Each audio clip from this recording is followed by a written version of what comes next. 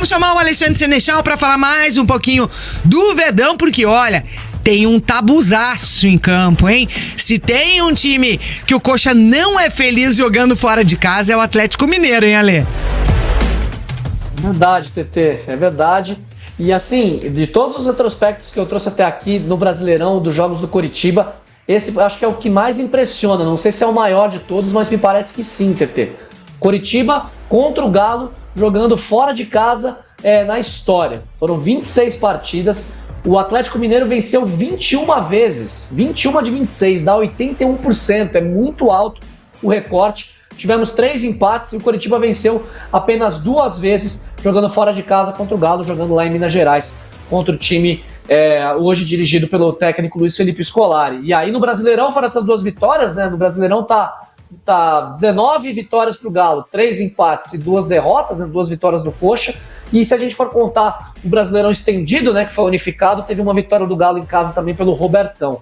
Então seriam 20 vitórias do Galo contra 2 do Coxa, jogando em Minas Gerais na história do Campeonato Brasileiro. É inacreditável assim, o recorte. E o Galo tem sido um adversário difícil para o Coritiba em casa e fora. Porque nas últimas 4 vezes que eles se enfrentaram no Campeonato Brasileiro, nos últimos 4 anos, o Coritiba perdeu todas, inclusive perdeu todas jogando em casa. Conseguiu um empate jogando fora de casa no Brasileirão do ano passado, que o Igor Paixão na terceira rodada fez chover jogo no Independência, acho que vocês vão lembrar disso. E logo depois ele acabou vendido para o Feyenoord da Holanda. Então o Coritiba tem um retrospecto muito ruim. A última vitória em campeonatos brasileiros foi em casa, em 2016. O Coritiba no finalzinho do Brasileirão daquele ano venceu por 2-0 com gols de Rafael Veiga e Kleber Gladiador, né? 2-0 em cima do Galo, um time que era comandado pelo Carpegiani. E a última vitória fora de casa, o Dalco até comentou ontem, foi na reta final do Brasileirão de 2014, portanto lá se vão 9 anos. O jogo foi no Independência, né? Hoje, domingo, será na nova Arena do Galo. E o jogo foi 2-1 para o Coritiba. O Coritiba saiu na frente cedo com o Carlinhos. No final, teve o gol do Leandro Almeida. E aí o Pedro Botelho, que jogou no Atlético Paranaense, na Série B com o Atlético lá em 2012, fez o gol do Galo naquela partida já quase nos acréscimos, já na retinha final do jogo.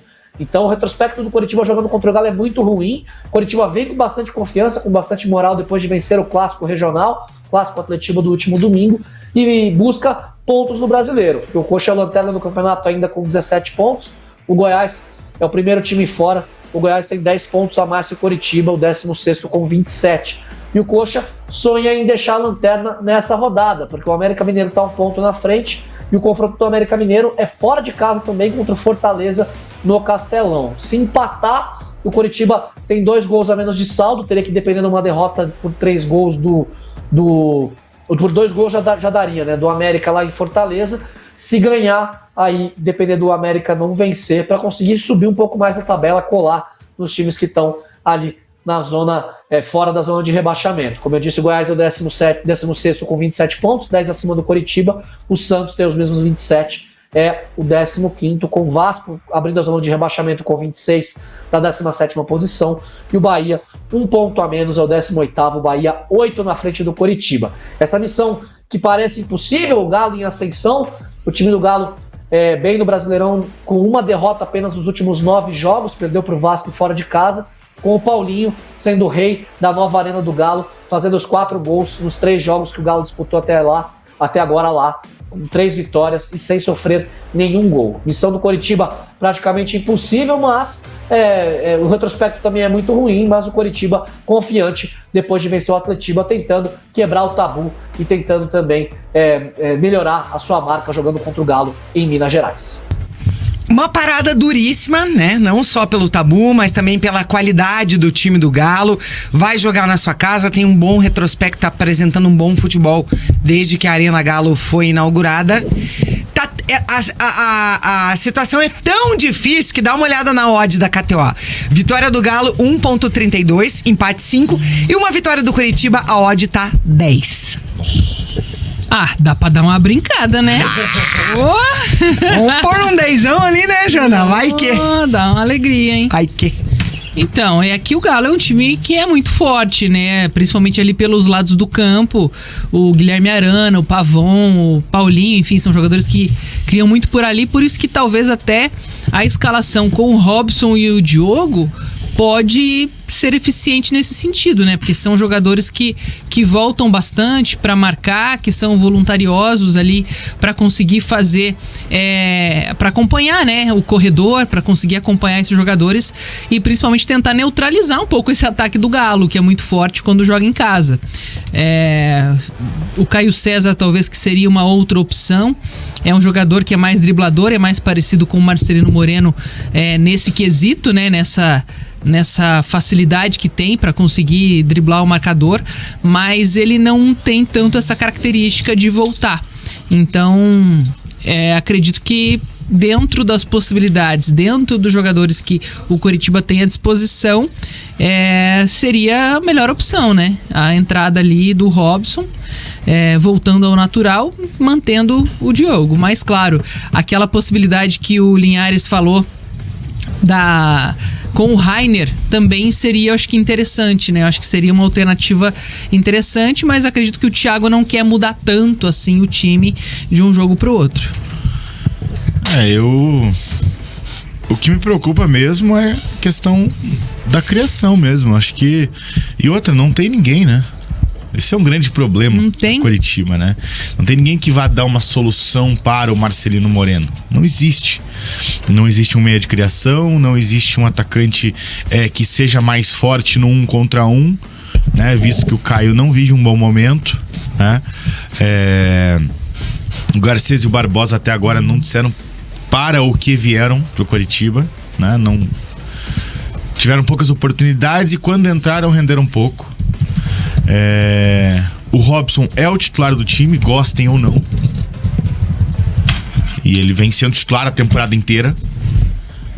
O Diogo Oliveira foi bem no Atletiba, só que são dois jogadores que não têm um potencial tão grande de criação de jogadas, né? O jogo acho que menos ainda de finalização, né? E não seria o jogo pra colocar o GC desde o início e deixar tempo que aguentasse? A gente já tá discutindo isso a semana inteira, cara. Não tem condição de jogo. Eu acho que não tem condições físicas mesmo, como. né?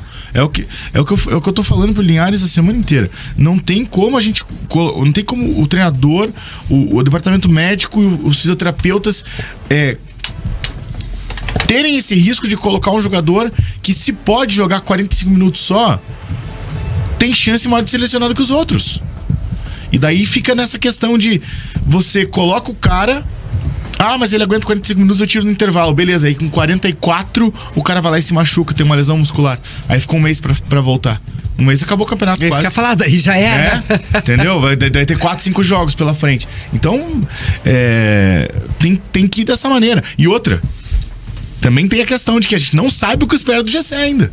Exatamente. Né? E o Diogo, ele agradou no sentido de ser um jogador de força ali no Atletiba, né? Assim como o Robson, ele é muito voluntarioso, né? Eu acho que é um jogador que mostrou que fisicamente tá bem, que pode ajudar, né? Nessa questão mais da defensiva, talvez, do que ofensiva, né?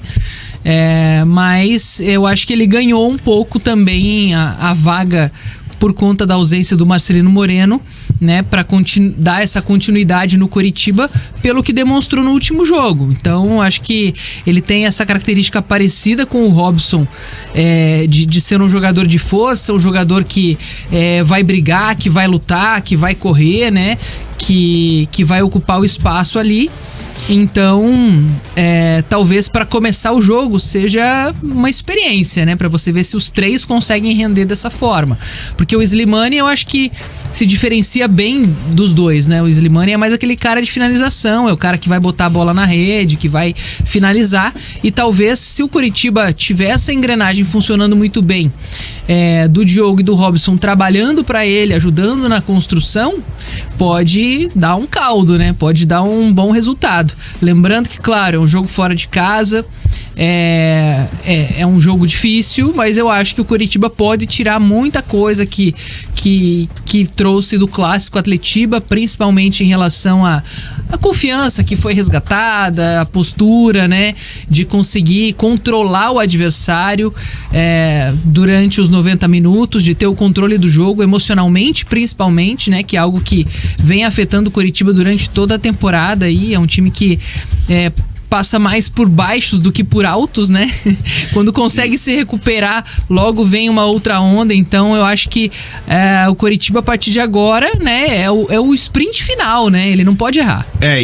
E pra mim, assim, Jana, esse é um jogo que, se você for pegar no início do campeonato mesmo, claro que no momento o Coritiba precisaria pontuar em todos os jogos. Só que esse é um jogo, entre aspas, descartável. Porque é um Galo jogando em casa com um tabu gigantesco. O Coritiba raramente vence o Galo, como o Ale trouxe as informações. Então, pra mim, esse é um jogo que o que mais vai importar, na minha visão, é ter o Coritiba competitivo como foi contra o Atlético. Não tão frágil, né? Se perder, sofrer defensivamente, que perca lutando. Que não leve 3, 4, 5 como tinha sido nos jogos contra Vasco, contra Bahia, né? Contra o próprio São Paulo, que apesar do 2-1, levou outros 2 gols que foram anulados. Então o que mais vai importar, na minha opinião, é ser competitivo. E eu acho que é isso que o torcedor quer ver, né, Eu também acho, TT. Porque o Coritiba mostrou uma força contra o Atlético que ele não tinha mostrado em nenhum outro jogo antes. Marcos Vinícius Gus tá perguntando, e se colocar o Andrei no lugar do Moreno? Mas daí o Andrei vai jogar... Você vai colocar mais um volante? Vai jogar com 4 Teria volantes? que jogar mais avançado, né? Mas o Andrei... Ele reclamava dos 3 e agora quer 4, né, Dal? E outra, o Andrei, ele prefere jogar como primeiro volante. Imagina se colocar o Andrei de ponta. Galera participando por aqui, o João Vitor Alves. Se for entrar com o Robson pra se defender, prefiro que entre com 11 zagueiros, pô. O Guilherme Dantas, ai, que saudade do Regis. Não, mas não é Robson pra se defender. É que o Robson cumpre um papel tático que ajuda na defesa. Que eu acho que diante do Atlético Mineiro, que é um time que explora bastante os lados ali, no posicionamento do Robson e do Diogo, é importante que esse jogador que esteja por ali também seja um jogador que combata, que faça essa questão física mesmo, né? De pressão ali pra tentar roubar a bola do adversário. Tanto é que o Robson acho que é um dos jogadores que mais leva cartão, né?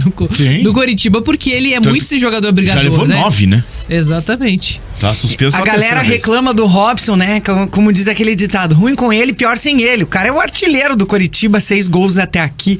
Imagina então, se não tivesse os golzinhos do Robson nessa temporada. Me falaram isso ontem. Grande abraço, meu amigo Jairo Júnior. Ele falou, imagina se não tivesse os gols do Robson. É que, na minha opinião, o Robson, como atacante, poderia contribuir muito mais para o Coritiba, né? E eu acho que essa situação é uma situação dúbia, né? Se não tivesse os gols do Robson, o que seria do Coritiba? Mas se tivesse os gols que ele perdeu, tivessem sido convertidos também, o que seria? Estaria numa situação bem melhor, não teria perdido pontos preciosos, né? Meu grande amigo Dudu Ribeiro falou aqui, ruim com ele, menos ruim sem ele. É, mais ou menos por aí. Um beijo, Dudu!